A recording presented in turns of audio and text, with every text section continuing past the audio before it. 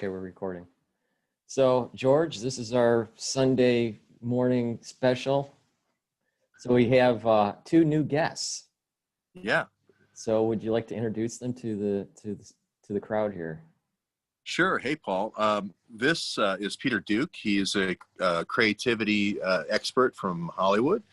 Worked on a lot of digital launches for different Fox Studios and Virgin and all these other huge properties, Sega, Genesis, etc.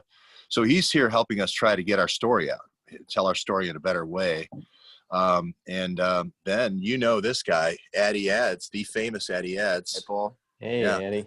We got to make up for our lost episode last week. Well, you know what was interesting is that Rex from Leak Project also was talking about some sensitive information, and his feed was shut down, just like ours. And he used his Zoom too? Yep. Oh, wow. Exactly. And Gail from Arizona, you probably have seen her. Gail was talking about sensitive information also on Arizona, dealing with the governor and coming door to door for antibody testing, asking for antibody testing.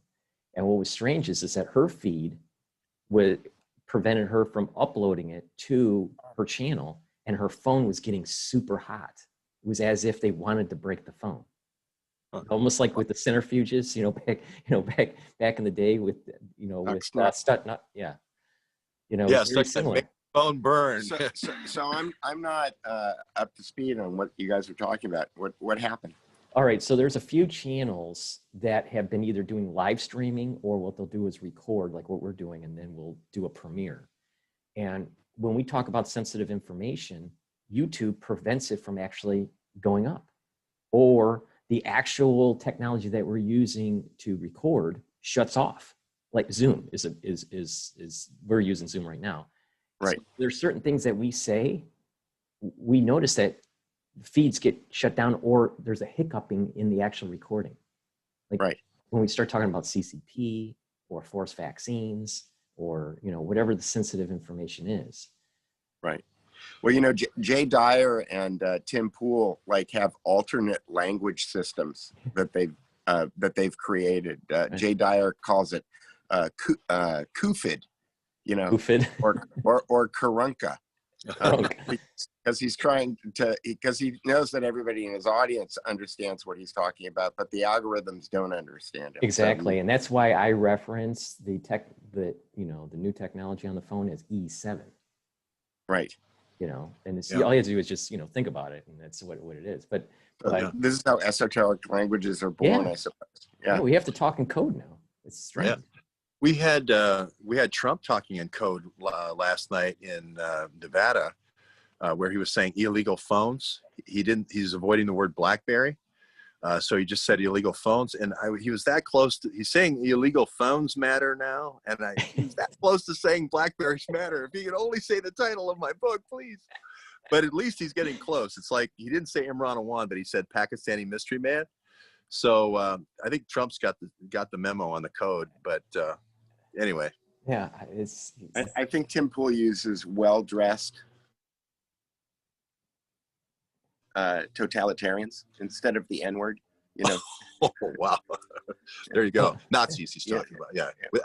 We were interviewing Dr. Shiva last night, and it cut off when we talked about how cytosolve, for the systems biology modeling, the immune system could be used as a check on Fauci to make sure that the vaccines were at least mathematically checked before we injected them in 10 million people. And that caused the cut on the feed. Well, I think I told you, I was supposed to see the way the Shiva thing was rolling out in the kind of the alternative world was he was supposed to be interviewed by Oppenheimer Ranch, by Diamond, which he did. Then he was supposed to come on my show a week later. I had it scheduled. Everything was with his handler. Everything was, settled. I gave them the link for the Zoom at 2:00. We were supposed to have a 4:00 p.m. showing. I'm in Lower Manhattan, and the electricity shut off 20 minutes in Lower Manhattan before the recording. And Well, you'll it find almost this. never, that never happens. There's no, I You'll mean, find this amazing. An unmanned vehicle hit the power pole down here at the end of the island. We have no power here this morning. And what it likes to, if I just go on live, no problem. But you get Cottrell involved. We're Peter's truck's going to send out unmanned Humvees to run it. well, you know, people think I'm BSing, but I'm not. The electricity shut off, and we couldn't do the recording with Shiva. And Shiva has kind of a personality where, you know, if things don't fall right in line, he gets kind of upset. And so we were never able to reschedule. I tried. He changed handlers, and it happened. And then he started going on larger channels and even a little bit on the mainstream as he was moving towards the primary, because he was running for Senate in Massachusetts. I don't believe he made it. So he lost. So he just kind of like dropped, off of the radar for a little bit. But I'll tell you, as we talk about these sensitive issues, either because of SARS-CoV-2 or the CCP doing their operations for the first island chains, there are some weird things that happen with electronic communication. Either the actual power is shut down, or the hiccuping of the technology. Well, George explains it as low intensity warfare, right, George? Yeah. Yeah. Well, I mean, that is one of the. I mean, think of this. You don't have to have a big movement, in terms of protesters or something. You don't have to. We talked to a guy who knows all about hiring protesters, on Craigslist and writing the signs for them, and then having them go yell, and then you have somebody film it and then go interview them. All fake news, right? Right. All you need to really shut down a podcast is, you shut down the power, you shut down the router. It's just by luck that I have fairly decent radio on my plan, but these are all the old techniques of the Gladio. Where you stick a knife in the transformer box and knocks out the power before you invade the city, that whole thing. And it just seems like we've taught the DNC operatives. We have people here who have farms in Oregon that are close to burning down, and they have tracked it back to 6 of these Antifa guys firing off these fireworks into these forests. And hey, what better way to get campaign funds than a big fire, right? Because now we got relief funds. If you're sending all this money to the Red Cross, and it's just right out of War and Flood, right out of the DNC playbook. Yeah, I mean, it's just amazing, as California burns, and I think a lot of it was set on fire on purpose. There is a video that someone was taking along the highway where it was actually showing individuals lighting the grass on fire. Yeah. Right. Yeah. Just And like I say, it's the best campaign donor you ever had, because you're in charge of how the funds are dispersed. So you've filled the ranks with a whole bunch of volunteers that are supposedly smoke jumpers.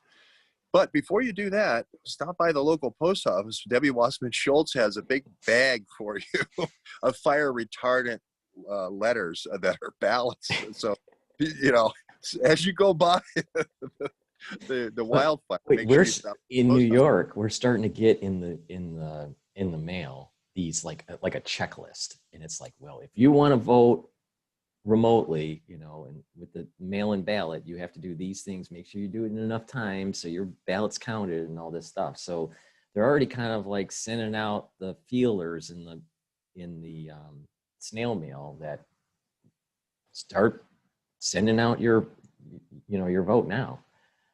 Who knows what happens with this whole thing? Probably what's going to happen is that it's going to be contested, and it's going to make what happened with Gore and Bush look like a firecracker.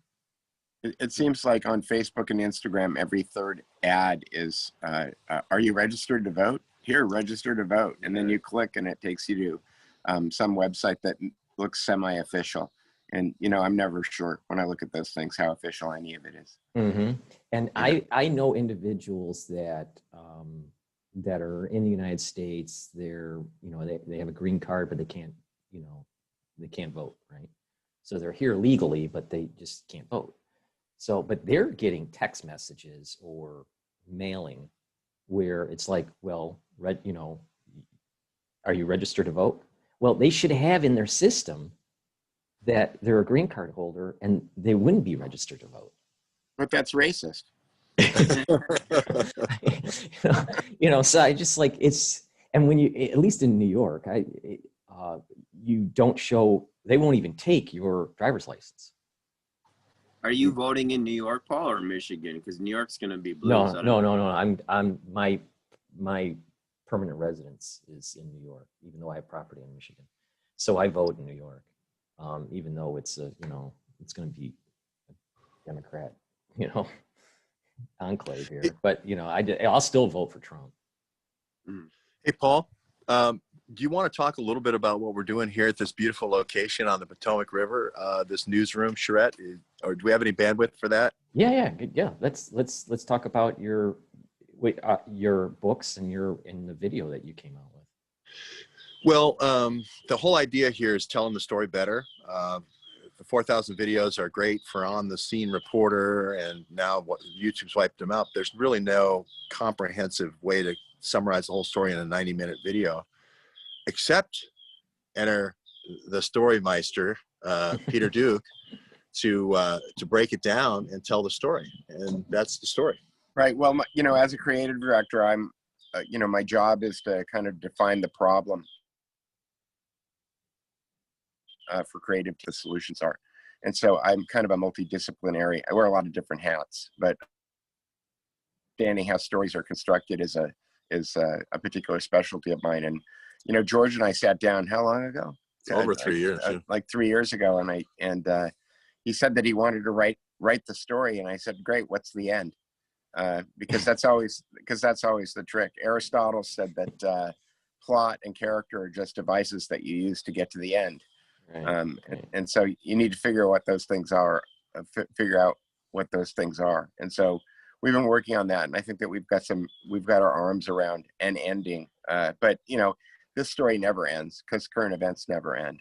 Right. And so it's, is it a happy ending? Well, I think it'll probably just be the Hobbit, and we haven't written the Lord of the Rings yet. Well, the first beat of the story, the idea is you get only 12 beats in your song, right? So you have to pick out the 12 most important things as the clock rolls. And the first beat is evergreen aviation, or proxies cutting a coffin-sized hole in my office in Oregon, which causes me to say, well, I think I have to leave being very well paid in software, and I got to go do citizen journalism. Otherwise I'm going to die. And then I hope the story doesn't end with me being lowered into the coffin. So I don't want to write the ending yet, if that's the ending.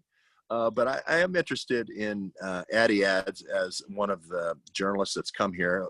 Citizen journalists from all over the country have come here. We got about 12 in this big house here. You guys mind if I show the big house? And no? Okay, go ahead. Okay, I won't show everything, but this is it's sort of like a workhouse, of the old days, that people actually think they're here for fun.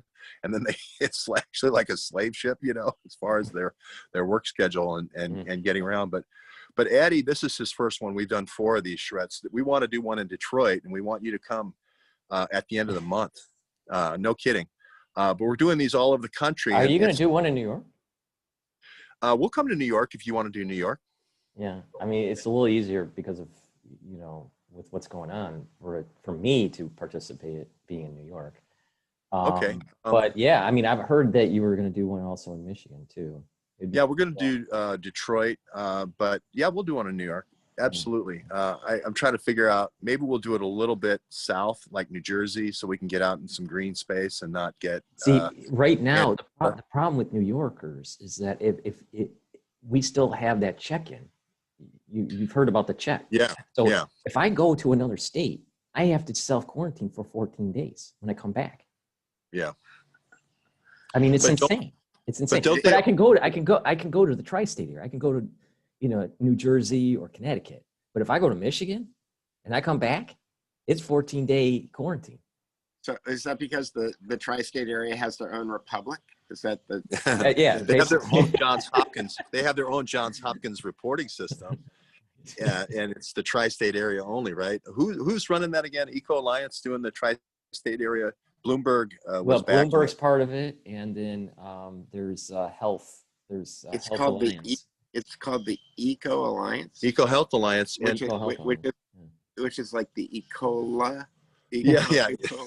Is it drinking wine it's and the- E. coli. It's the no, is it the E. coli? Is it the? Yeah, it could be. There's some kind of like mnemonic Double entendre there. thing going on there. Well, Yeah, well- what's new? What's also new in New York is that they said, well, on September 30th, you'll be able to do indoor dining, only if you only have 25% capacity, and which restaurant could survive on that?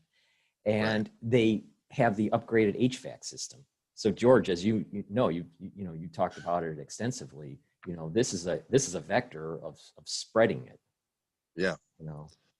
PAC ISI's favorite weapon is actually a heater filter or an HVAC filter. And you know, the thing is that I'm willing to bet the ones that are making these decisions for Cuomo, and maybe Cuomo himself, follow the money.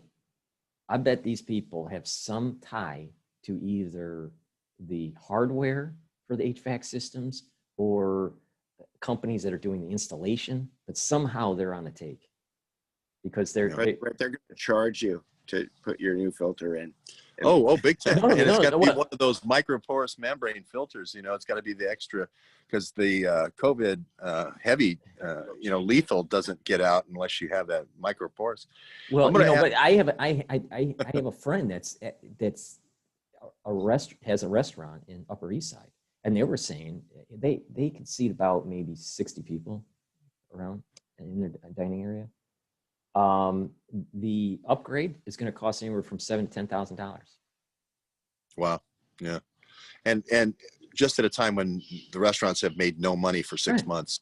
Right. Yeah. Exactly. Well, we have somebody fresh from the fires here. I think he's still got charred embers on his hands from the Kenosha riots. And here's Addy from Addy Ads. I always remember this. If you want to remember Addy Ads, just think of somebody with ADD and then add a Y on the end of the first and add an S on the end of the second. And that's his YouTube channel. Now try and forget it. Here he is. The one, the only. Addy Ads, here he is. Hey, Paul. Yo, Shrimp Sue and I are going to try to come visit you this coming month because I'm actually going to be at his house for like a month and we're just going to be working. So we're talking about coming to New York City to do a little trek. So we're hoping we can meet up with you if that would be Yeah, I mean, copacetic. yeah, they would, we'll work out, the details of that, because of my, school schedule. But yeah, I think that would be a good idea. I mean, we can do, a broadcast. Ask him how the charrette's going, the newsroom charrette. Oh, that's me talking out loud. Yeah, it's going well. I met a lot of great people here, like our creative director, Peter Duke. And then we got two Daves over here, one from Detroit who's actually hosting the next charrette. But a lot of people who've been following George for a long time, longer than I have. And I'm learning from all of them, just conversations about great books to read, about these sorts of topics, and just historical events too. So really beautiful location here we got right on the Potomac. And fortunately, it's not raining today. It's been kind of rainy the last few days. There's a flash flood our first day here. So when my Lyft driver was leaving the DC area, we had to like circle around to find a kind of escape the torrential rain. We had 3 flash floods that first day. They didn't want you guys here. Yeah. Did I mention $20 every time you mention the books? So 20 Oh yes. $20 kicker. Another thing too, we did a virtual book signing for George, and we've had several authors come through, and we spoke about his newest book, Macduff, Kennedy's Man to Smash the CIA, talking about John O'Loughlin's channel. Okay, Macduff. that's 20. Okay. And Go to the next. I read that, and I've also read Blackberries Matter and A Wan Minutes to Midnight, which is banned. You don't get one for that. It's banned. So you only got $40 right now. But he's got 3 selling on eBay. Yeah, and they're all #1s right now, Yeah. people. So, and they're cheap too. You can get them for $3-4. Brand new book. 12 very, chapters. Yeah, very condensed. And then and I just read before I left. I don't know why I didn't think to bring it so George could sign it, but it was his one on Task Force, which is the code name he used for his investigative journalist partner, Jenny Moore, who, if people want to check it out, you can check it out, a video. They did a feature on OAN on Jenny Moore. They called her the Clinton investigator. Yeah. And she was found, unfortunately, she was found dead in a hotel room under somewhat mysterious circumstances. They're saying she had a pacemaker and heart problems, and that was actually never mentioned to George by Jenny at any point during their relationship. So kind of one of the mysterious Clinton deaths. I think she could definitely be classified. So she was Arkansas. Yeah, well, we don't know that. We don't know that for sure. But she never mentioned the pacemaker and the enlarged heart. But that's a condition that you might not know about. You know all about this stuff as a doctor, or soon to be a medical doctor. So anyway, I'm not trying to push that as a conspiracy theory or anything like that. I'm just saying that she is a person that came to Washington, D.C. as an ex-cop and turned citizen journalist. So I did write a book about each person who was like that made an influence on me to make me a better citizen journalist, and hopefully so I could share that out to everyone. Because I think the only way to win this thing, Paul, is citizen journalism like you, Addy, Peter Duke, because that's the only thing we got. We can't. They're ready for the guns. They're going to spray us. So that's the insecticide thing is not the way to win. Well, here's the problem. I mean, there's a lot to unpack here. One part, I totally agree with you, George, and it's the citizen journalist, and it's the building a network, of like-minded individuals trying to spread the news here. But here's the problem. Like my channel, for example, it's been heavily censored by YouTube. All right, people get declicked, for subscription, not on their own volition. It's just YouTube just does it, or they unclick the bell so they're not getting notifications. I was plastered all over Facebook as fake news every time someone sends, put a link up, especially when I was talking about what was going on with the virus and the HIV homology that was in it and the hydroxychloroquine stuff. So certain videos, even when I put them up, they get taken down. I mean, there were some videos that you and I did that they were taken down, and I was suspended for 7 days. When we were talking about the spray. Yeah. And yeah, right. And this happened on my channel, Addy's channel, and Farmer Jones' channel, all within a very short amount of time. So the technology that we're utilizing, we don't have full control over, right? And so they can curtail us. My channel was growing at about 400 to 500 new subscribers a day, right? I used to be a small guy talking about economic current event stuff, right? No one listens. I mean, I only had like 500 subscribers with, 20 views on a video.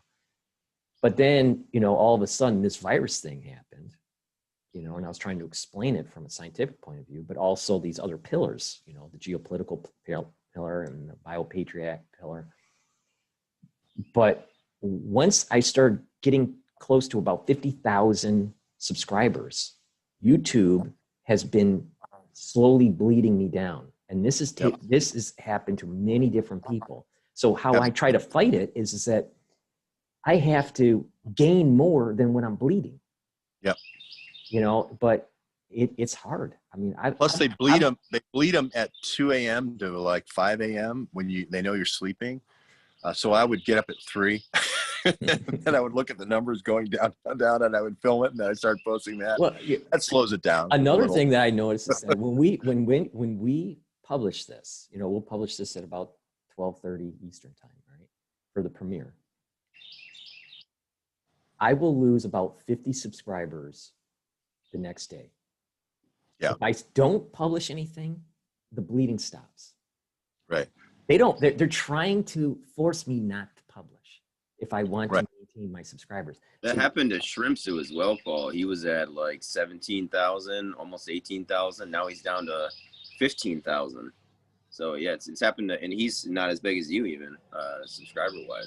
Mm-hmm.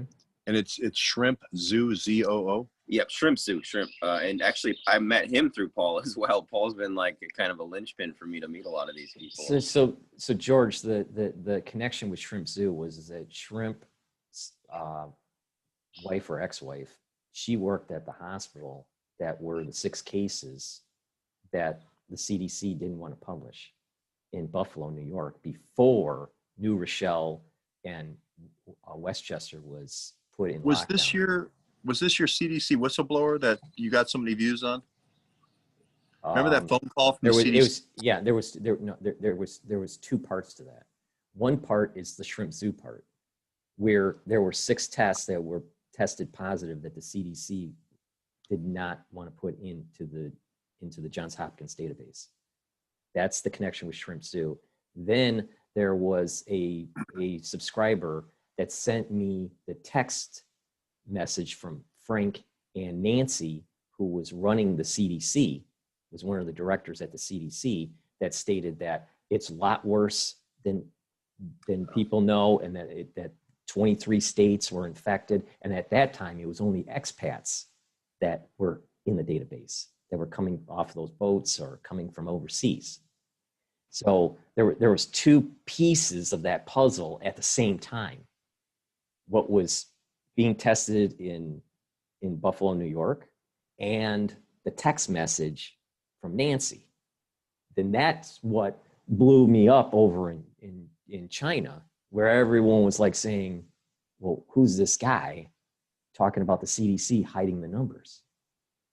And yeah, they set out the faulty test kits to hide the testing. And then when they went to roll out, they sent out the real test kits to make it look like it happened overnight organically rather than a normal breakout. It was, I just want to just scream, Masonier, the sister of Rosenstein, Exactly. he's the guy who tried the 25th Amendment. He was going to wear the bug into the White House and try to organize a palace coup with the vote of the cabinet members. And here it's looks like, hey, well, sis, I screwed up. You got anything? Oh, yeah. We got 5 bioweapons from PAC ISI. Which one do you want? Yeah, and that's the thing is that there's these everyone's connected. Even all the key players are connected. There's a huge story here. I mean, gigantic story. Same cabal. Yeah. I have a question. Yeah. Go ahead. For you guys about the H drug. So that we all know what it's talking about. Another bad word. My father was an MD, and he told me when I was a kid that quinine is the H drug is the synthetic form of quinine, and that's why the British drank gin and tonics. And so when the H word started to become part of the news, I went out and I bought a case of tonic water, and you can also buy it by the pound on eBay. And I was just wondering what your opinion was about the idea of just using the natural original version instead of the synthetic version as an alternative for people who want to use it prophylactically or have some on hand in case they can't get the H drug. Well, I mean, having a gin and tonic, in general, I think, eases the pain. So it's interesting because a lot of drugs or a lot of modes of action or transmission in the body is mixed with alcohol or has a compound that's an alcohol bond, right? Well, I was just wondering about just quinine, Yeah, I didn't really investigate it that much at the biochemistry level. If there is some efficacy on that. I've been really focused on boosting the immune system and what will help boost the immune system. And what it seems to me is that individuals that have suppressed immune systems have a tendency to have more severity of this infection or will spread it more than ones that don't.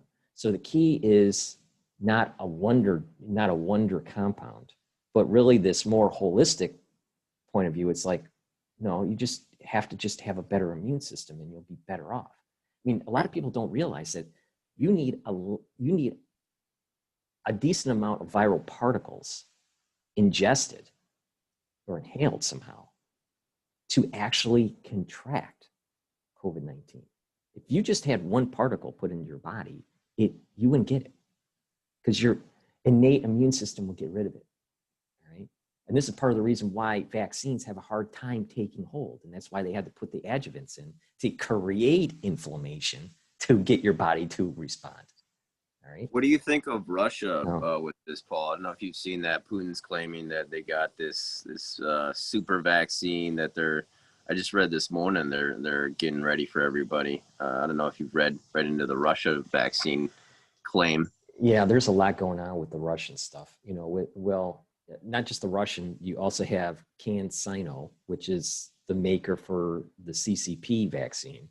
Then you have AstraZeneca and Oxford making theirs, and then the Moderna, and there's a few others. And then there's the Israeli one too.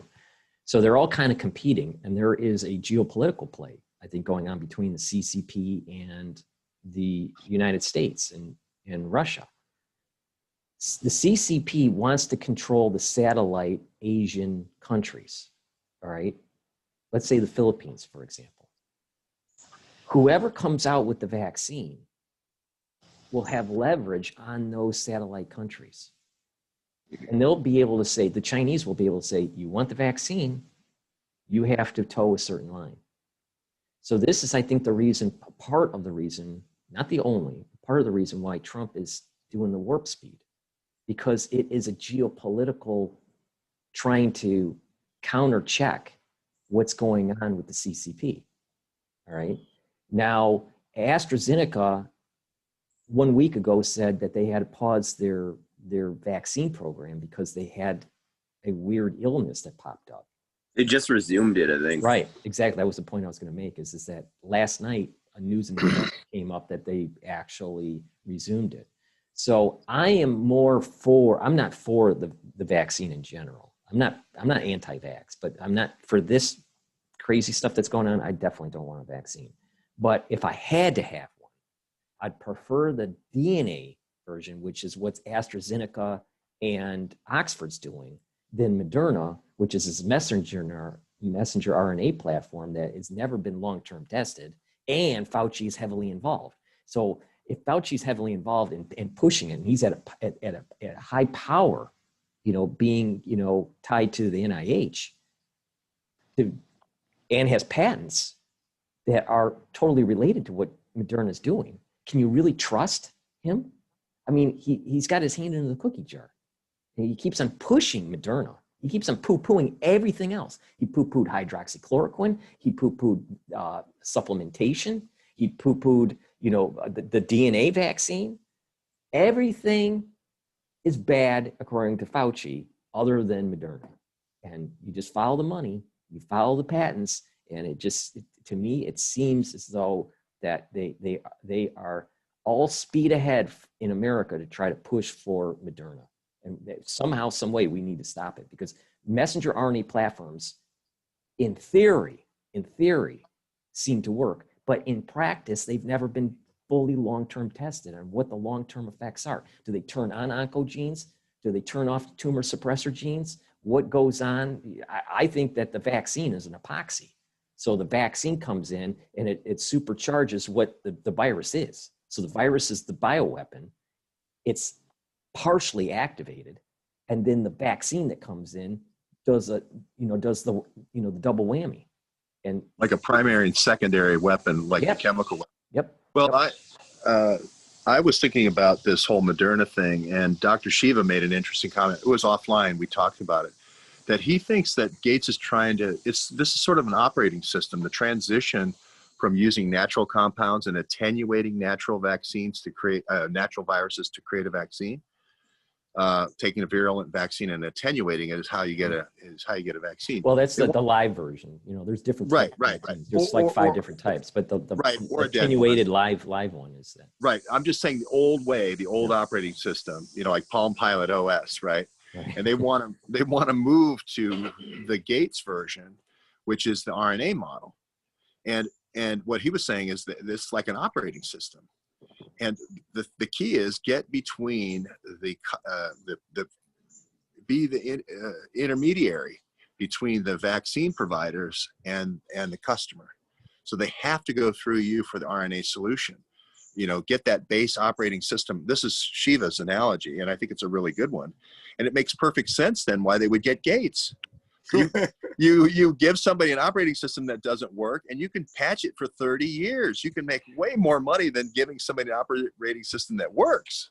You know? And you're right. And here's the thing is that we're playing with something that we don't fully understand. I mean, yes, a lot has been gained in science. A lot has been gained in biochemistry. But to say that we really know the human body, even with the body of knowledge that we have, we don't. I mean, we really don't. And if we start to laser beam into the cell processes like the messenger RNA platform, we're circumventing certain check systems or certain surveillance systems within the cell to prevent the cell from, going haywire. See what they're doing. It's like, that's why I'm for the DNA vaccine versus the messenger RNA. The DNA vaccine it has to be DNA, and then it has to go through a process, and there's more checks within the cell to be able to break it down, to be able to prevent something bad from happening. But if you're just going right in with a messenger RNA, you're skipping a lot of checks, and it's more laser targeted. All right. Then there were researchers, and I did a video on this, where researchers have shown through what is called 5' capping cleavage, that you could have other proteins that are in the cell. They're cleaved. They have a 5' cap. They're cleaved. And what it'll do is it will anneal to the RNA vaccine or RNA virus. And it will be able to expand its genome. So the genome is just, let's say with this virus, the SARS-CoV-2, it's an RNA virus. It has a certain set of genomes. But if you have a frame shift, all right, this 5' capping can frame shift and do an opposite. So you can expand the genome of what other proteins can be created. So it would not surprise me that the messenger RNA platform increases the likelihood of 5' cap cleavaging, which will expand the genome of this virus. And this is why I keep on saying that this is the epoxy. It's like a two-part epoxy, that it has one phase and a second phase. And that's why I am so against the Moderna. I don't trust Fauci at all. And the link that you sent me, George, with the grand rounds from Harvard Medical. Yeah. They spin it like, he's on a pedestal, that he's all knowing. They never really question about his, nefarious activities in the past. They never question They never question. He milked HIV for 20 years with Birx and Redfield. Why would he do that with, with coronavirus or anthrax or anything else? If they want to be, if these individuals that are interviewing him, especially from Harvard Med, if they want to be evidence-based and holistic, which they should be asking, okay, Fauci, how many patents do you have on this? How much HIV homology is in this, which is a substantial amount? How did that get there? They should start asking these like really important questions. And oh, by the way, since there's an awful lot of evidence showing that hydroxychloroquine works prophylactically, especially even if you don't use it prophylactically and you give it to a patient early, that you don't have the severity. Right. Why did you shut that down? And then as we talked before, George, I know physicians that are at physicians and technicians that are in the pathology lab that took hydroxychloroquine at Columbia University's pathology department prophylactically when we were going through the crisis in New York, and it worked. The study was published in 2005 by the NIH that showed HCQ, or the H word, as we've been saying, Right. be effective against SARS-like viruses. And Right. you know, Fauci was still in power then, so. Right. And then you know, he also mentioned that he was stating that supplementation, vitamin C, D3, and all them would not work. And that what happened was that the lead director of communications or something for YouTube or Google had made a statement a couple months ago stating that anyone that's promoting on a channel D3, they were going to take down that video. All right. Well, they just came out with a publication from Spain where they looked at individuals that went into ICU because of SARS-CoV-2, COVID-19 disease.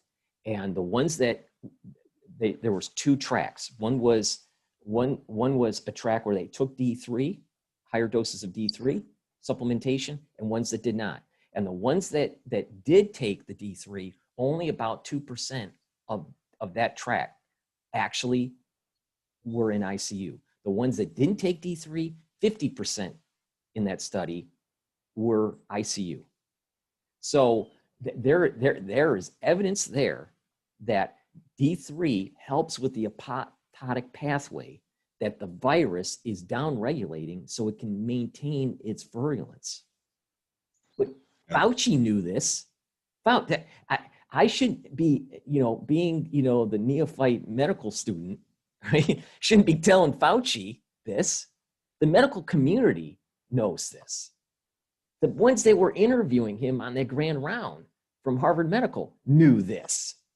Why didn't they call him off on it? And I'll tell you what it is these institutions are captured. They're captured because of the money that's flowing in from larger institutions, either NIH grant money or sovereign wealth funds that are donating, to these universities. They have to toe a certain line. If they don't get the funding. And these institutions that we hold dear as, being the end all of, deciding what we should do with our health, they're captured. They're not asking the real questions and being data driven. And we need to really, and this is where the citizen journalism comes in, and trying to package it in a certain way to get the public to realize that, we're under attack. So that is where Peter Duke's expertise is, and I'm going to throw it over to him.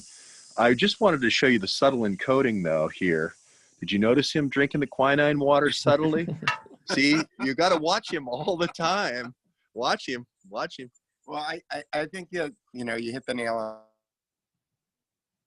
on the head, which is that at the end of the day, we are controlled socially by the stories that we hear, and we have, excuse me, we have this kind of false idea in our head that there is fiction and there is nonfiction, and somewhere in between those lines get blurred, and we put high levels of confidence in certain organizations, and we assume that they're going to be doing the filtering and that they're going to be managing all of this stuff for us, because we have busy lives. We have to go, run our errands and go to our jobs. And so we get home at the end of the day and we expect other people to synthesize this information. When we find out that that stuff is poison, I mean, it's as poisonous as anything that you deal with in your medical research. It's just poisoning our minds and our ability to kind of synthesize what reality is. And what we've been working on here is trying to figure out, how do you do that? How do you change the story?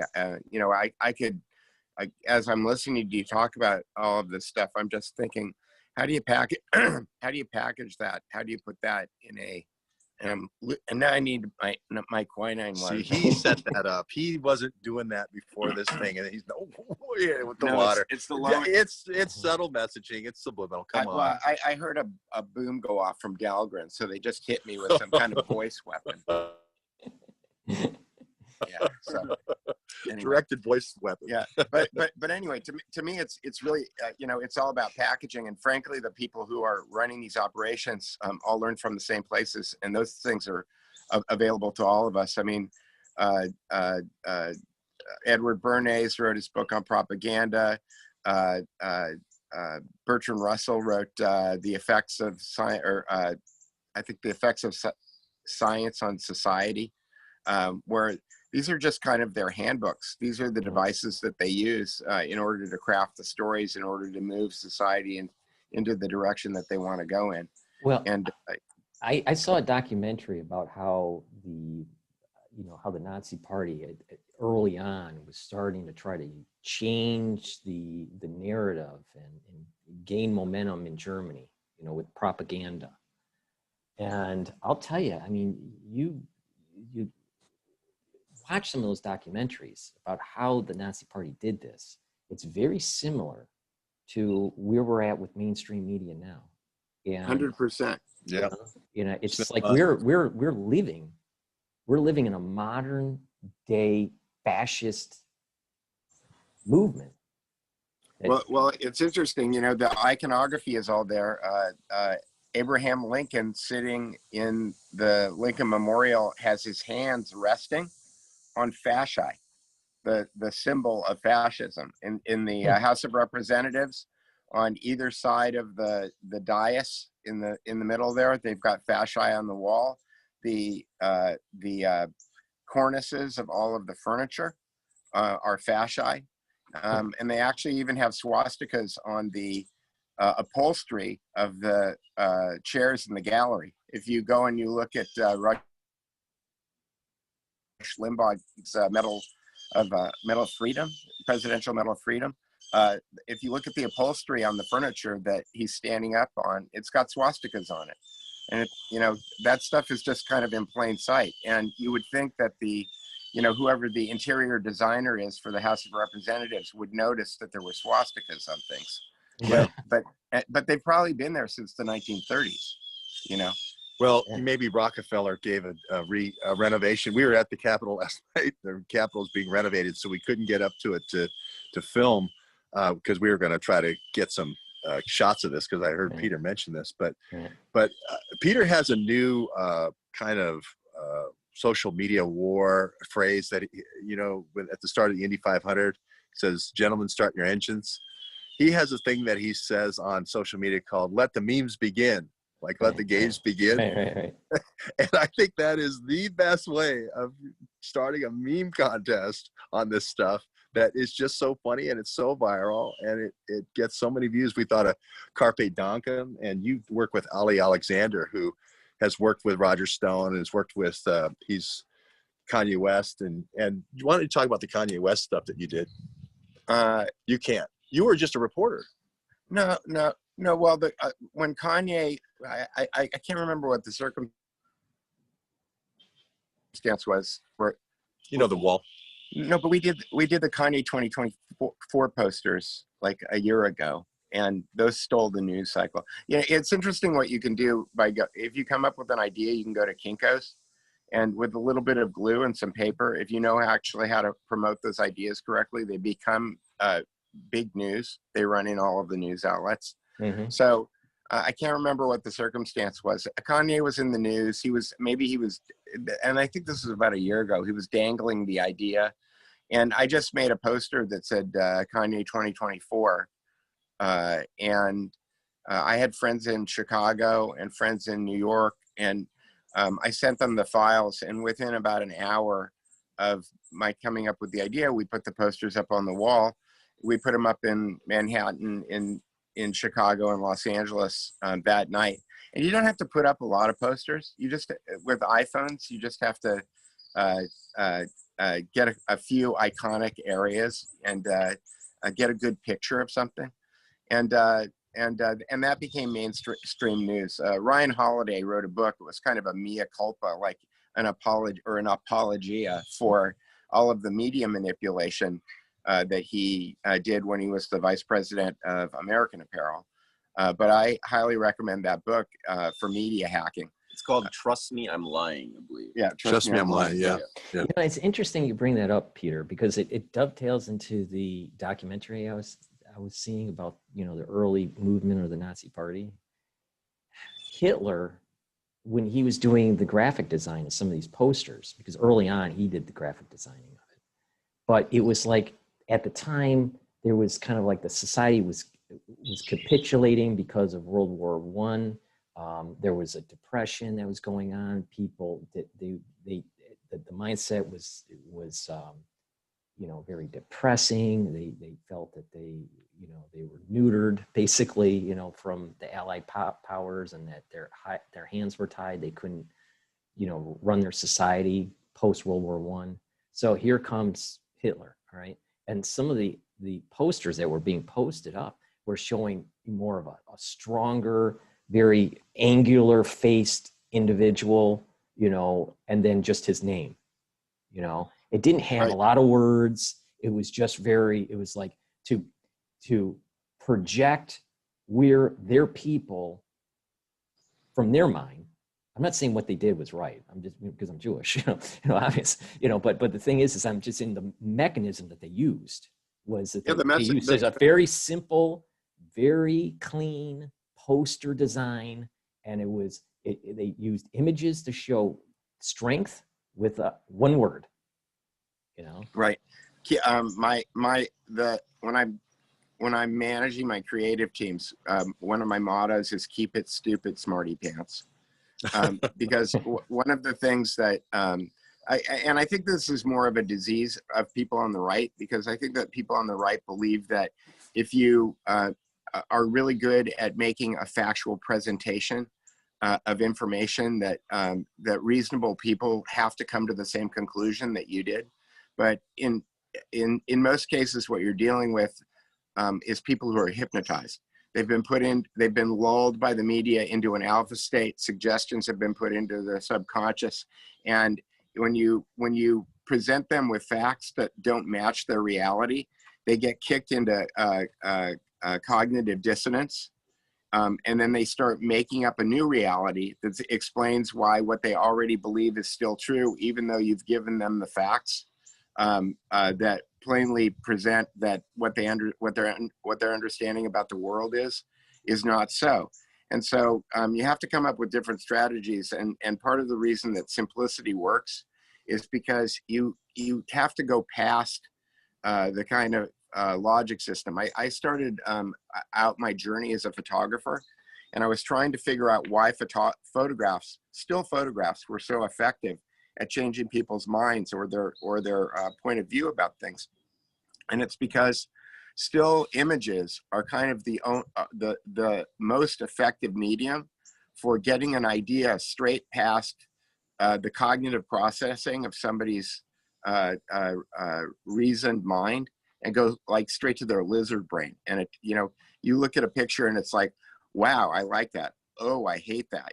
Oh, that's scary. Oh, that's amazing. I want that. Those are the types of emotional impacts that you get with still images. If you're watching a music video, you have to spend 2 or 3 minutes digesting it in order to be able to kind of let the effect happen to you. If you're listening to a song, I think part of the reason why that is, I totally agree with you. It's like that laser beam still photo. For me, it's black and white photography more than colored photography.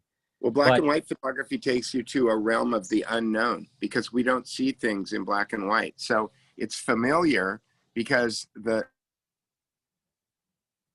shapes are something that's known to us, but because we don't see things in black and white, then it creates this fantasy world. And so you can take something that would look normal, and move it into the realm of fantasy, at which point it has a completely different impact on you. Right. So you get this laser beam with the still, all right? Then it's black and white, so it gives it a little bit of a quote non-reality, all right? But then because of that, it's stilled and it has that little bit realm of non-reality. It allows you to imagine. So that there's an extra process. So you're laser beaming in the still. Right. All right. Well, but then it allows you to play in, well, how did those, you may see a still car with a person standing, at the street corner or whatever. But in the mind, it's like, well, where'd that car come from? Where is the car going? You're playing these things in your mind when you're looking at the still. When Right. you're watching a film, it's passive. So you don't have the same level of activity that's going on in the brain. So still photography, definitely. Yes. Yeah, go ahead. So that's what they're figuring. That's why memes are so effective. Carpe Diem or whatever it is. It's because the idea is so simple, and it just hits. It's like a 2-frame cartoon or something. A lot of times, the best ones are the 1-frame cartoon, right? And it just boils down to that keep it stupid, smarty pants kind of rationale. But like I said, for reasoned, rational, logical people, it's difficult to do that. I used to tell my partner, when he came back to me with something too clever, take another bong hit, you know. And what's funny is that he doesn't smoke weed, so it was even funny. But he knew what it meant. Yeah, exactly. Yeah, we call it the excuse me, Ryan Dawson, he calls it the meme wars, because you do get, the best memes I think make us laugh, but then you see the blatant ones where it's just like they're obviously just have a political propagandic agenda to them. But we've mentioned the Nazis a couple of times, and they had this strategy their intelligence did during the war. It's called Nacht und Nebel. I was talking about it with George yesterday a bit in the car. And it means night and fog. And we mentioned citizen journalists as well. And they would use this against dissenters and journalists and anybody who was kind of speaking out against the fascist regime. And they would use misinformation and disinformation to discredit people and make the public at large forget about them. And that's where the fog comes in. And then in addition to that, end up actually disappearing a lot of these people as well as part of this program. And to take that even further, we're starting to see in the online journals, the open sourced online journals, they're taking them down now. Yeah. So a lot of the research that individuals have been doing, unless they have, special access to some of these scientific journals, you can't see some of the data now.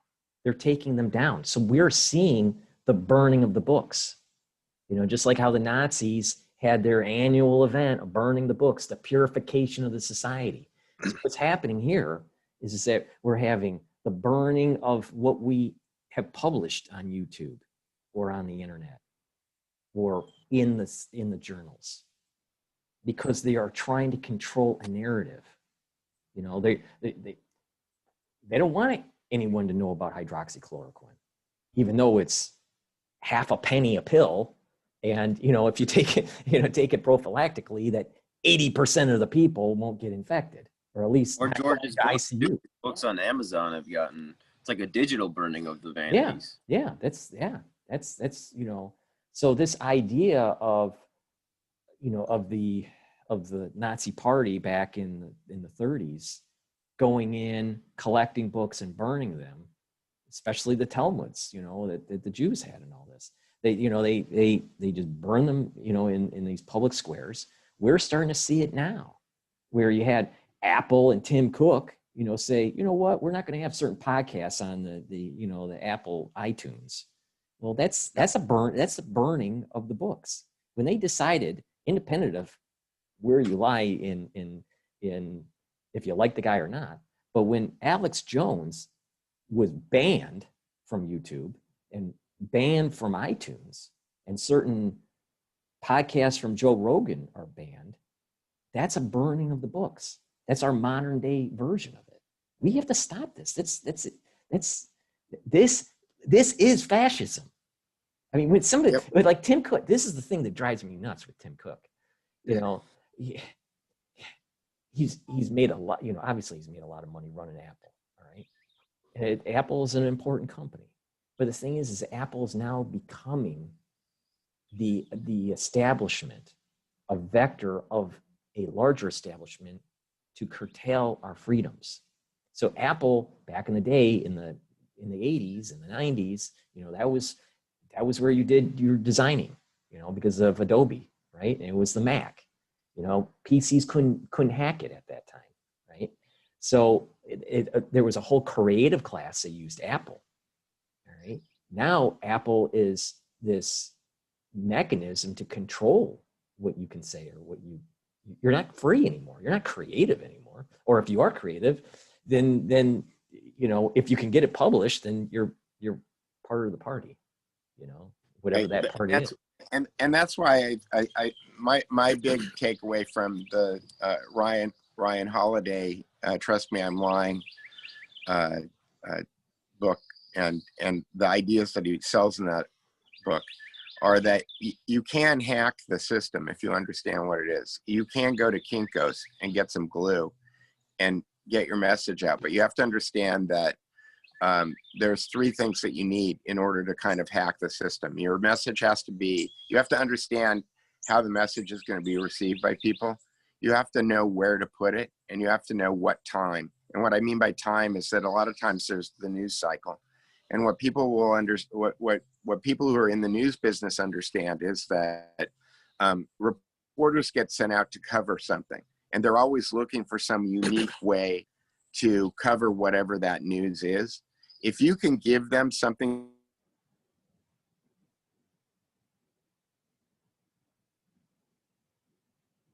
chance of breaking through, you have a much better chance of getting your idea out there into the world. And so I think that more citizen journalists need to understand these kind of media hacking tools, because in a way it's kind of like dangling a carrot. The mainstream sources a lot of times can't help themselves. You know, they'll start covering something without realizing that that they've been owned a little bit. Yeah, that's why Trump plays him like a fiddle so easily. Yeah, that's his PhD. Yeah. Oh yeah, I mean, well, he's got a PhD in Twitter. I mean, he tweeted something last night. He said that Joe Biden, that he'd only been in office for 47 months, and he's done more in 47 months than Joe Biden's done in 47 years. And I haven't fact checked this, but I think he's probably only been in office like 44 months or something like that. But the thing about it that's so funny, I started laughing when I read it, because I thought someone's going to fact check him on how many months he's been in office. And then this is going to be stories all over the news tomorrow about how Trump doesn't even know how many months he's been in office and they'll be showing the tweet. And what will happen is that everybody in America who didn't see the tweet before will now see the tweet, because he's willing to burn a little bit of his personal capital in order to make sure that everybody understands that he's done more in 45 months. Well, it's similar like in Hollywood when you're going to release a movie and there's a little bit of, some sort of negative publicity on one of the stars in the movie. Yeah. Any publicity is good publicity in terms of ticket sales. Right. Right. So this is following the same logic, Yep. The product is the tweet. All right. To get people to see the tweet. Right. So I read that and I just started everybody was there when I read it. And I just started laughing, because I could see all the dominoes falling, Well, let me ask you, Peter, because you have a wealth of knowledge in this realm of, trying to hack the psychology of the system. All right. Now, where I was early on in this journey about this COVID-19 was to try to inform the public. And then as I met people like George and I became more knowledgeable what was going on with the DOD and everything, then I started getting more angry, right? And more like we have to do something more active. So there was a part of me that's like, okay, we need to talk and inform the public and be citizen journalists. But then there's another part of me that says there is a red line. At what point is talk is enough, and then we have to have action? And this is this realm that I'm in right now, between trying to just talk about it and a kinetic event. There's this fine red line. What do we do? One, to try to steer the country into not going into a civil war and protecting our civil liberties. But the unfortunate thing that's happening is that when people are reaching out to the representatives are captured and they aren't listening. So so when we get policies like forced vaccines, all right, or a curtailment of our Second or First Amendments or our Fourth Amendment, then what do we do? I mean, well, our founding fathers had that Second Amendment for a reason. It wasn't to just play patty cake. Yeah, we have to figure out better ways of getting people to change their mind. And that's why and Scott Adams kind of sent me down this path, but I've been studying hypnosis for a couple of years. Not because I want to learn how to hypnotize people, but because I'm trying to unpack how it's been done to us so that I can recognize it. And I'm not claiming to be a hypnotist, but I am at a point right now where I can recognize patterns, because hypnosis is really about pattern recognition and then understanding how people who are effective communicators use patterns, and then replicating those patterns in order to be able to kind of affect the subconscious plumbing of people's minds. Well, I mean, for sure, hypnotic, situations take place. I mean, the boob tube, that Americans look at, daily, that's hypnosis, and we're being programmed through it. So it's insidious. So there's this concept of something called a yes ladder. And a yes ladder is you make a series of subtle statements where the person is subconsciously saying yes in their head to a certain number of times.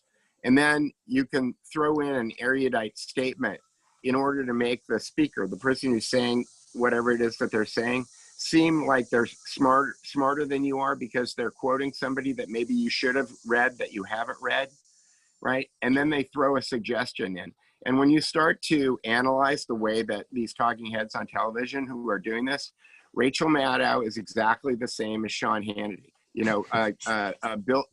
Bill Maher, and I can go down a whole list of people, but they are all on the left and the right. They're all using the same linguistic patterning system. Can I try a yes ladder? Yes. I'm going to try a yes ladder. See, I'm a listener here at this thing. Hillary Clinton is a crook. Okay. Yeah. Yes. Yeah. Everybody here says yes. It's best if you start the first sentence with we all know. We all know. Okay, Tucker Carlson. Okay, let's How try many times has Tucker Carlson Okay. this is interactive now. Yeah. Okay, let me have a chance here. I want to show I'm learning. Yeah. We all know Hillary's a crook, right? Yes. Okay. We all know Hillary used BlackBerries, right? Yes. Right. So therefore, BlackBerries matter. Okay, that's the erudite statement, right? And there's a guy named George Webb who said that, and the suggestion is you really need to get this book for $4, right? So seriously speaking, Peter's all about these memes, right? And so you can take two things that you're very familiar with, that everybody's familiar with, and just smash them together. So sort of a mashup for these memes. So I was thinking for the BlackBerries matter is, first of all, I put a picture of Hillary on her BlackBerry with the sunglasses on. And then there's another one where she's cackling after Gaddafi gets killed on her BlackBerry after Huma gives her the BlackBerry. And then just putting a thing under there is just saying BlackBerries don't matter. Sort of reverse psychology. Right. And then the other one for the video, I got this from Carpe Donkum, is, remember Super Mario going up the angled stairway to win the game? Yeah. You remember Super Mario where he has to, is that Mario? That's Mario, right? Where he's breaking stuff with his hammer, and just have Hillary pop up, every time he smashes a BlackBerry, Right, exactly. Combine something that's fun, we all know, into, I like this keep it stupid smarty pants. I really need to internalize that, especially. Well, I have a really strange, I have a strange question for Everybody knows I don't drink. No, go ahead. So go ahead. I have a strange question for Peter. So in terms of music, so Geddy Lee, I'm a fan of Rush. Right? So Geddy Lee was being interviewed on one of the the music radio shows, and they were talking about the actual music composition of Rush. And Rush used to be three guys. One of them died, but three guys on stage, playing. But if you listen and you didn't know anything about the band, it sounds like there's like 7 people on stage, all right? Especially the drummer. But so he was asked the question, less is less more, or is more? And obviously Geddy Lee says, well, more is more. So it's just like, it's interesting, like some bands, even though I'm not going off on a tangent here, but some bands really do well with the more is more concept. like Rush, while other bands would do much better if it was, less is more, So, like we were talking about the still photography, that's a less is more concept. Or Right. the posters, less is more concept, or the memes, less is more concept. But do you think that in the social hacking realm, do you think there is a case for more is more? The Geddy Lee concept. Wait, More is more. More Is there a case for more is more? Well, yeah, yes, there is, because again, part of what the process of hypnosis. I mean, are you familiar with the concept of 7 plus or minus 2, the magic number? No. There's been research done in the psychology community, and that human beings in their active memory have the ability to manage 7 plus or minus 2 things. I think women can probably handle more than 7, and men can handle less than 7, and that's why they're really good at multitasking. That's why the human race kept going. But a big part of hypnotism is that the way that you put people into a suggestive state is by filling up, for lack of other words, their RAM buffer, and so you put people into that alpha state. And so depending upon the chords that the song is using, the beat of the music, all of these other kind of components that go into the creation of even the geometric formation of chords, all of those things have a tendency to put people into an alpha state. And if you can think of the music like an FM radio signal, where you've got a carrier wave, and then you've got the message on top of the carrier wave, the melody and the harmony are the carrier waves, and the lyrics that are coming out of it are the message that's going into your subconscious and then having that kind of an effect on you. I've got my 7 plus 2 example. Peter says use more examples. Yeah. Explain the alpha state. We referenced it several times tonight. The next question, we'll get that. Okay. But 8675309. 8675309. I'm sorry, I just throw it. He says I should use examples, so I'm using more examples. Okay. Why don't you do the alpha state question, or whatever you want? Yeah. So we got Detroit Dave here. Just asked a question of Peter. He's talking about the alpha state, and I'm guessing you mean the alpha waves in the brain. Yeah. Right. Okay. Could you explain what that means? Just like when we're in a really relaxed state, right? Yeah. Yes. Or hypnotists would say when you've gotten to a state of rapport, and that you're suggestible. So and there's lots of things that put people into alpha states. There's a kind of a turf war in the hypnosis world, where you've got the kind of mainstream old school Milton Erickson style hypnotists, the you're feeling sleepy, kind of people. And then there's the neurolinguistic programming people who came out of the Central Intelligence Agency, which is more of a operator style real world scenario, where you learn to analyze people's language as it's coming out of their mouths. Human beings have in a experience, on an experiential level, you take in way more information than you choose to depict your world using language. And so the total amount of information that you collect, neurolinguistic programmers refer to that as the deep state. No, wait, pun deep, intended. wait, deep, it's deep something. It's not, I'm saying deep state, but I don't think it is deep state. Deep structure.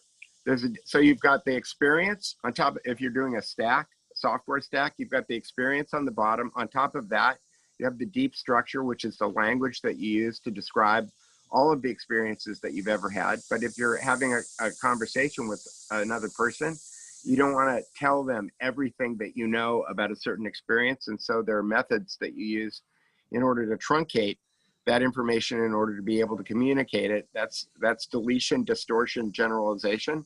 Those are the 3 processes that we use in order to compress the information from our deep structure into our surface structures. And by asking people questions, you can get them to go back and question to themselves whether or not they've deleted, distorted, or generalized. And in that way, you can kind of lull them into a suggestible state. You can get them into this alpha state. And once they're there, and I don't know how to do this yet, because it's really kind of like juggling 10 balls at the same time. And you kind of have to learn how to do certain things. But if you can understand how to put people into alpha states, and then how, by using words, and then take advantage of that in real time, you can actually get your suggestions in. The easiest example that I've got, because it's the easiest one to remember, is something called a quantitative universal quantifier. A universal quantifier is a word like always, never, best, worst, love, hate. That you've taken the needle and you've pushed it all the way to the all the way to the end, and you can. The best way to best example of so you're at a party and you're talking to somebody, and they say something like, "All women are stupid." You don't have to know anything about women, and you don't have to know anything about stupid to come back to them and say, "All of them."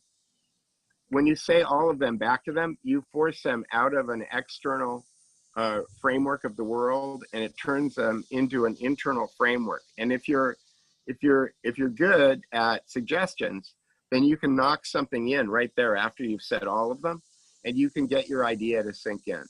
And so there's a bunch of different strategies for doing this, and I'm just learning them now. But I have the first step is just starting to analyze the linguistics that people use in order to be able to understand how they're constructing their reality, because you could tell by analyzing the words that are coming out of their mouths.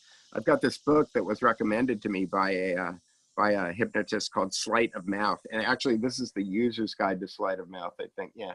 And the idea of this book is by using these kind of techniques, linguistic techniques, to kind of get people to reframe the way that they look at things. I was telling the people at the charrette here that one of my favorite ones is that when somebody is saying something that I'm kind of diametrically opposed to as far as my mindset is concerned, I will say something like, "It's fascinating. It's fascinating that you believe that." And You idiot. No. I say I'll say something like, "It's fascinating." That's fascinating. And they'll go, "What's fascinating?" And I'll follow up by saying, "It's fascinating that you believe that." And then they'll say, "Well, don't you believe A, B, and C?" And I go, and I will say, "Well, no, I don't actually believe that, but I think it's more interesting to me that you believe that. And I'd like to know more about why you think that's true."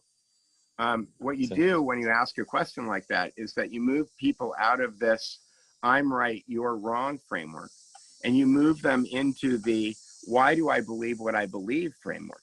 And if you can move somebody out of the "I'm right, you're wrong" framework into the "why do I believe what I believe" framework, then you have a better chance of getting them to think about the world in a different way. And I'm not convinced that you can change people's minds in real time, because I think ego and history and all of those other things are really important. But in a way, you're kind of like rolling a time bomb into their psyche, and they start looking at things differently. The first person who ever did this to me was George Webb, because there was somebody that I had been working with that George didn't have a great opinion of. I said Bannon's a backstabber. No, Addy's a money launderer. Oops. No, actually, he was. If he had said that, you wouldn't have believed it. I wouldn't have believed it. What George said is, I think that he just said is, "Do you really trust Bannon?" Yeah. I think that's all he said, and that was the.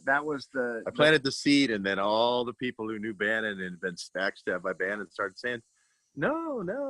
But go ahead, Paul. Yeah. That's a good point about the whole Bannon thing. I'll tell you, at the surface, it's very easy to get sucked into his rhetoric.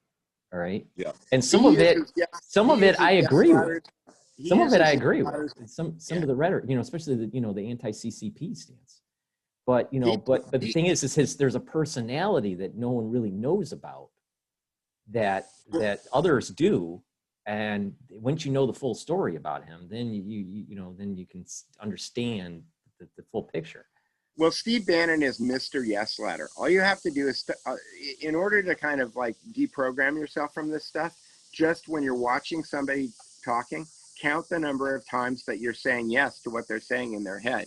Because when you get to 4, a red light should start going off, because this is a technique. This is a strategy. This is a way to and Bannon definitely hits you with a storm of shit. And he always quotes Marcus Aurelius at the end of his quote, you know, oh, yeah, okay, Steve. But the Carl but his Jung stance, lately, his stance on Carl, his he was stance on. talking about how, Go ahead. he was talking about how Donald Trump uses Jungian archetypes last week. I guarantee you, Donald Trump doesn't know anything about Jungian archetypes. Now, Jungian archetypes are a structure in our psyche that many different psychologists have given different names to. I know that Trump was his pastor was Norman Vincent Peale. Norman Vincent Peale was a hypnotist who used hypnotic techniques, and 9-year-old Donald Trump probably learned a lot of this stuff by pattern matching. But I'm pretty darn sure that Donald Trump could not tell you anything about Jungian archetypes. So, well, that's funny. That's, you know, the thing is that. Well, on that note, I'm going to say, here's what I get out of that. He tells me to use examples. So, do blackberries matter? Right? So I am yelling and screaming. So stop. Blackberries. Why do blackberries matter? You know, get people to think it through rather than just say, well, no, they don't. I have an iPhone, you know? So anyway, Trump says illegal phones matter. What do you think he's talking about? Maybe I should try that, you know? Yeah, well, you know, a great strategy is to ask, is if you disagree with somebody, instead of saying I disagree with you, then reframe whatever your disagreement with them is as a question. Right. And what Peter's been talking about in debate is called dialectical approach, which I'm not surprised that George was the first one who kind of used that on you, because I think he's like one of the best that I've ever seen at doing that. Instead of saying I believe this, he hides it very well. He asks questions, open-ended questions, which are designed to come to a better understanding of the subject, as opposed to having a zero sum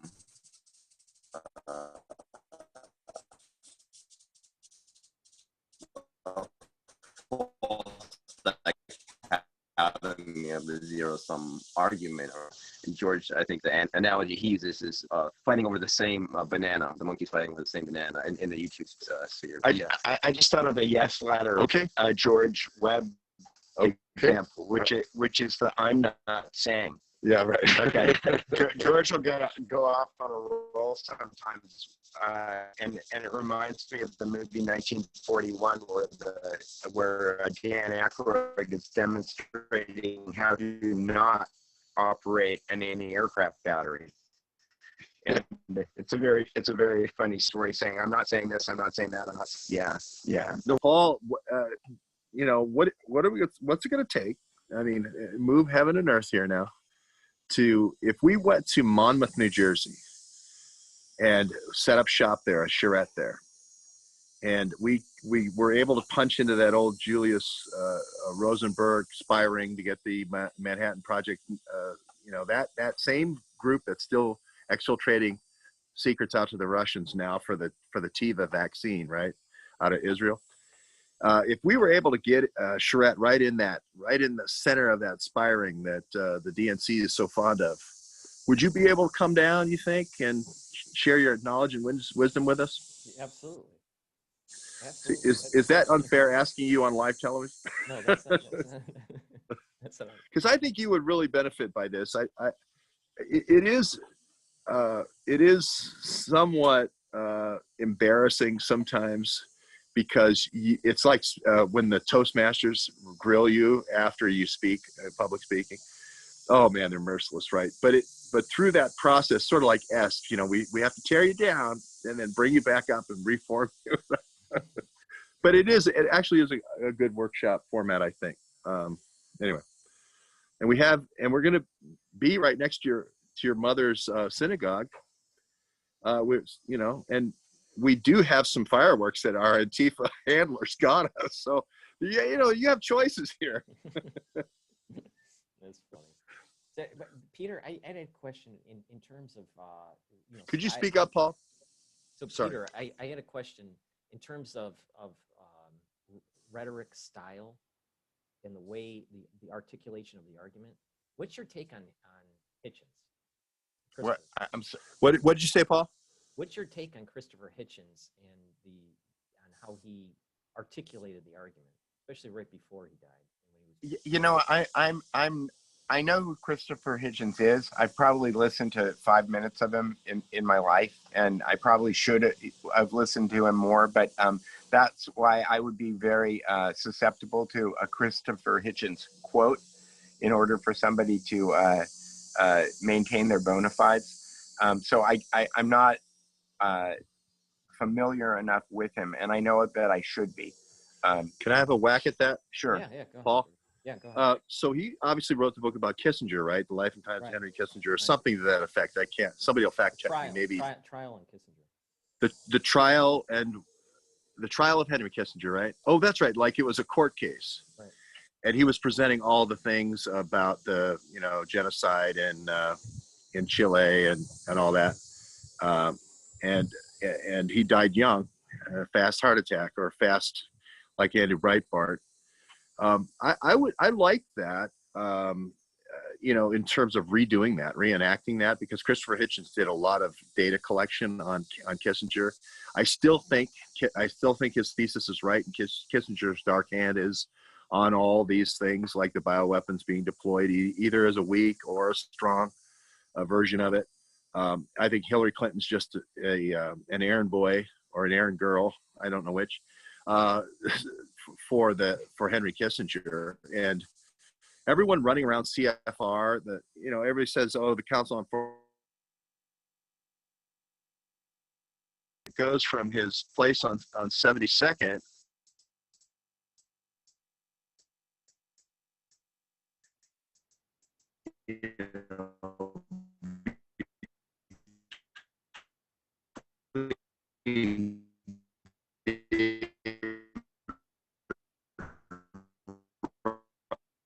Rockefeller's house and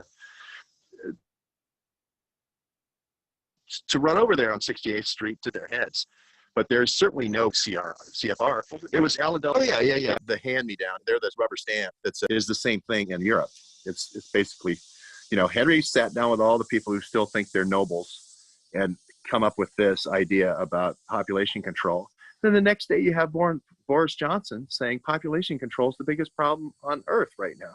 Mm-hmm. Boris Johnson didn't come up with that yesterday. Henry Kissinger called somebody who then ran a note over to Boris and then ate the note. Mm-hmm. That's what happened. Boris Johnson yesterday said that the world's biggest problem is overpopulation. That's why we need a really bad vaccine. Right. And Bertrand Russell said that if you can't control nationalism and religion, that having a black plague once every generation will solve the population problem. And I think these people are thinking like that. I mean, there is this dark hand kind of thinking. You got Buttigieg with his cousin doing the Knights of Malta and singing the praises of bubonic plague and the siege of Malta. You're like, whoa, that's crazy. Even Prince Charles, stated that if he was going to be reincarnated, that he wanted to be a virus. Oh, don't say that. Oh, that's what got John banned when he said the Prince Philip thing. I think it's Prince Philip that said he wanted to come back as a V word. As a V word, really? Not the V word like the Sharon Stone V word. That this Stop, guy. Stop. Okay, Sharon Stone launched Sharon Stone, but you talk about subtle communication. There was all body language in that. I'm just telling you, basic instinct. You didn't even have to say basic instinct. Everyone knew what was happening. But no, that's the new V word. Put Sharon Stone out of your brain right now, audience. Peter said, no, you can't have that anymore. It's got to be the new V word. All men uncomfortably cross their legs right now while their wives look at them. That's funny. That's hilarious. So anyway, I guess that's one of those dead ends where you drive down a cul-de-sac and say, take it from here, everybody. So, what can we talk about next, or should we wrap? No, we can continue going on. I mean, it's up to you if you want to wrap. We're going to do one of those Louis Rukeyser things where we get up and walk to a different part. We're going to walk in the shade over here. That'll be about 20 degrees. Yeah, and it's all of a sudden the sun has come out here in Maryland. And I'll show you where we all are here on the beautiful Potomac. Right over here is where Colby died, paddling the canoe out that way on the Wicomico River, and then this is the Potomac going up to Washington, D.C. this way.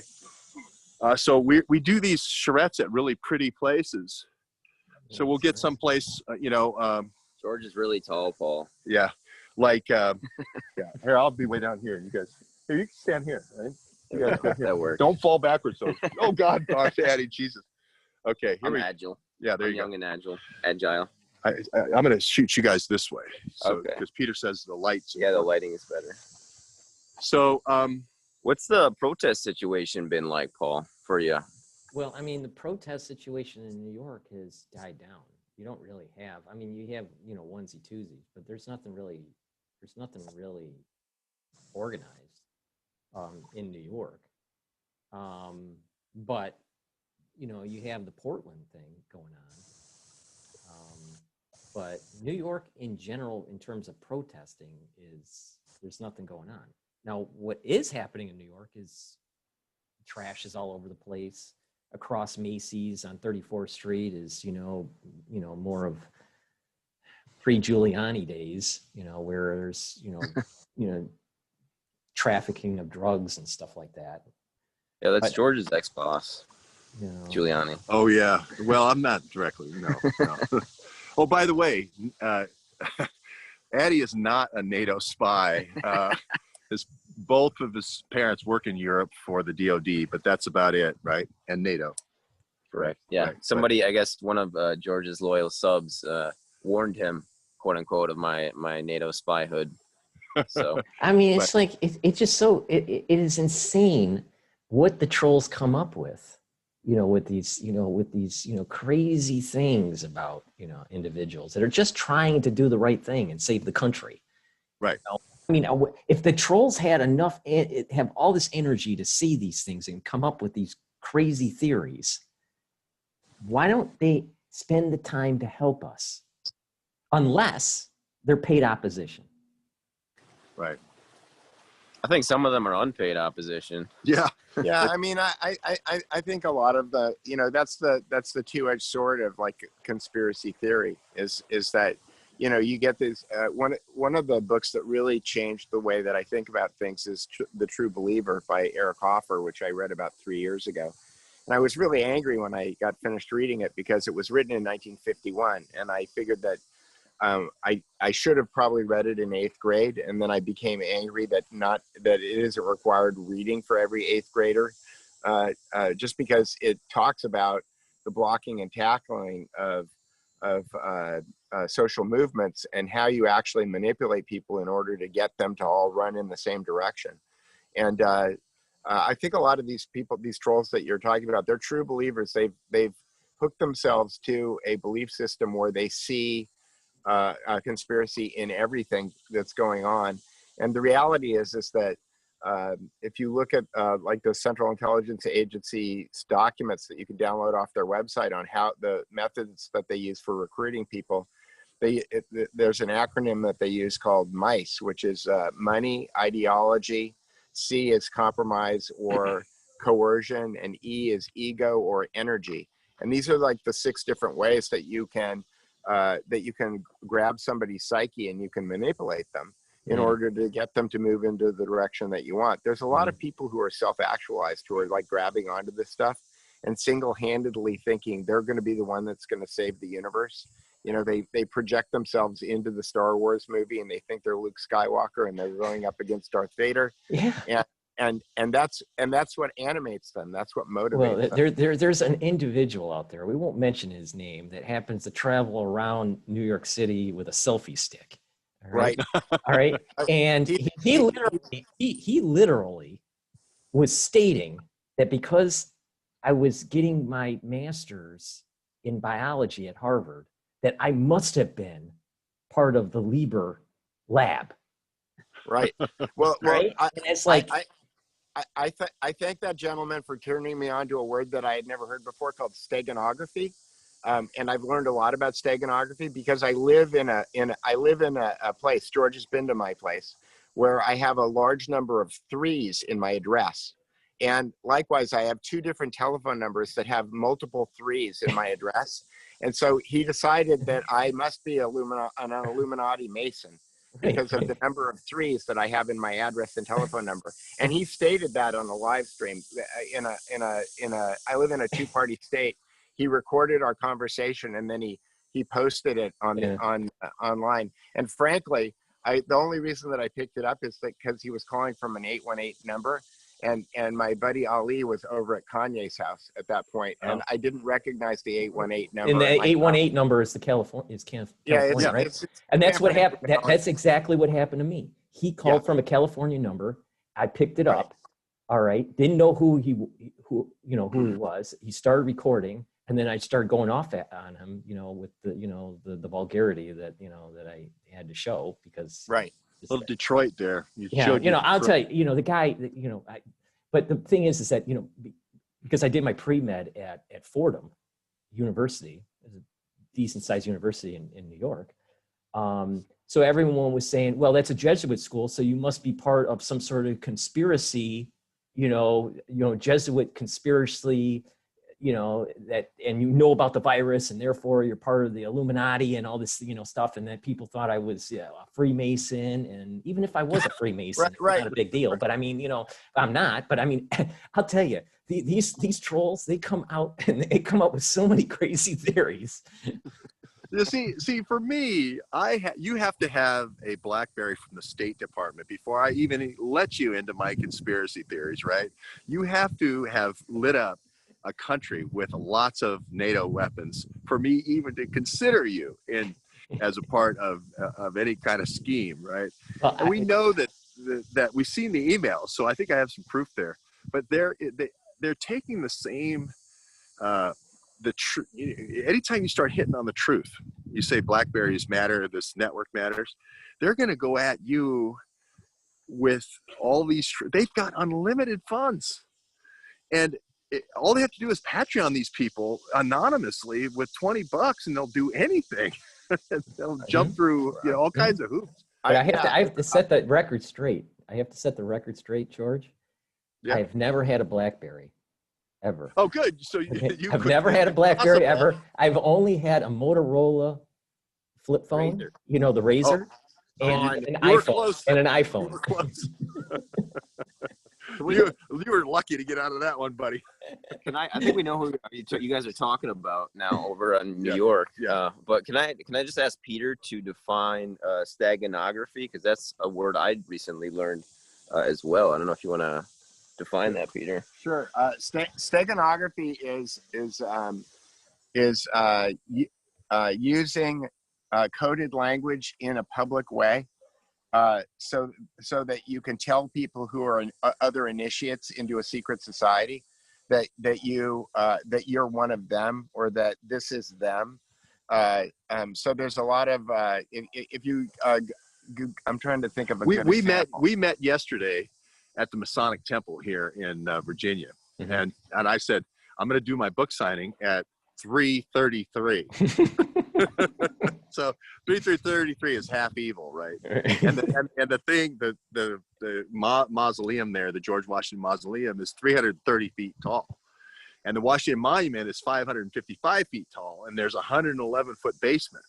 The idea being, in order to build great, perfect things at 555, you need to have 111 feet of foundation and dirty tricks in order to keep that, order, right? That's steganography, and that's Masonic steganography.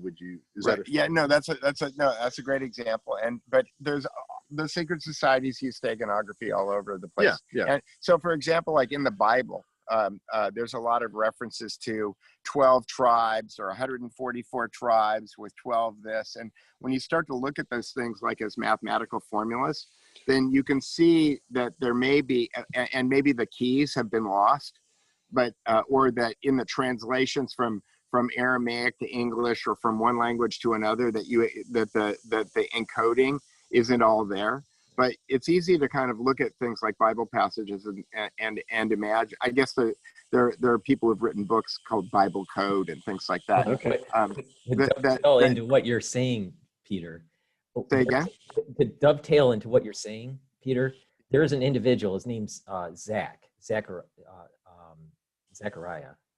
or Zachary. He has a channel that deals with Gematria, the Right. Gematria code. Yeah. And so he had individuals call into his show, and they said, if you type in coronavirus in the Gematria generator and Dr. Paul Cottrell, they have the same number. And so they created this whole conspiracy theory that I created the coronavirus. Right. Not Roger Crona, who actually has been doing dark weapons for 30 years for Lados. No. Yeah, I'm not a big gematria, and a lot of this stuff is like numerology is different. There's a really smart guy named Robert Grant, an autodidact polymath, who's got a Instagram channel, who's kind of rethinking physics through geometry and math, and he's kind of leveraging what he's doing on top of a physicist that was a contemporary of Tesla and Einstein named Walter Russell, who had a different cosmology, a different way of looking at physics. And he's kind of refactoring all of this stuff using a lot of this sacred geometry and numbers. But everything that he does is math-based. Yeah. It's not about taking letters and turning it into numbers. Although a few of the things that I've learned from Grant is that if you start to look at letters as sigils, that is as symbols that mean something, if you take the east and the west sigils from a compass and you turn one of them 90 degrees and you lay them on top of each other, you get an infinity symbol. Likewise, if you take the north and the south and you turn one of them 90 degrees and you lay them on top of each other, you get an infinity symbol. Wow. So there are some kind You see how he brings it on himself? You see it? He's an Illuminati. So there are some really. You're an Illuminati. If I were Illuminati, I wouldn't be standing here. Right. Hey, so Paul, I don't know if you're aware of this one or not, but I'll turn this way. Peter says always think about your light. I better do this way. I'll do these guys behind me here. So the oh gosh, I'm so worried about the light. I forgot what I was going to say. The Kissinger theory, supposedly this is the theory about you being coronavirus. Right. Supposedly the one that's going around now is, Alan Dulles worked with Kissinger to get all the Nazis, the paperclip Nazis out of United States. And they go into they put them into warfare centers around the United States around the 1960s. One of them's right across the river here at Dalton. And one of the treasure troves they had, intellectual property, was all these chemical weapons, bioweapons from a guy named Carl Bloom. So here's this. I love these royalty conspiracy theories. So Henry Kissinger went to the Crown Prince of Holland at the Erasmus Institute and said, "Hey, we can take all of these for population control. And you can get all your land back in South Africa and whatever, using bioweapons to conquer Africa." It was basically for roads. And everybody knows Kissinger had a big connection with roads and so forth. So the Crown virus, the viruses were taken from the old Nazi stores somewhere in the Wolf Mountains in Poland, and then taken and given to the Erasmus Institute in Holland. And this is where these things are being shepherded now. And coronavirus is the common cold, appears in about 1961, 62.